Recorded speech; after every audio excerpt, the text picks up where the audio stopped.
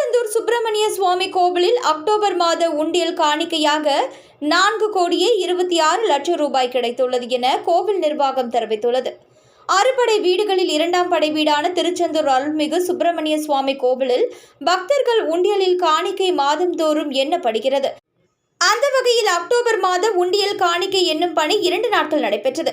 இந்த உண்டியல் காணிக்கை எண்ணும் பணி கோவில் தக்கார் அருள்முருகன் இணை ஆணையர் ராமு முன்னிலையில் நடைபெற்றது. இதில் நிரந்தர உண்டியல்கள் மூலம் 4,26,22,507 ரூபாய் கிடைத்துள்ளது. மேலும் தங்கம் 1,279 கிராமும், வெள்ளி 30,857 கிராமும், 1000 வெளிநாடு ரூபாய் நோட்டுகளும் பக்தர்கள் காணிக்கையாக செலுத்தி உள்ளனர் என கோவில் நிர்வாகம் தரப்பில் தெரிவிக்கப்பட்டுள்ளது.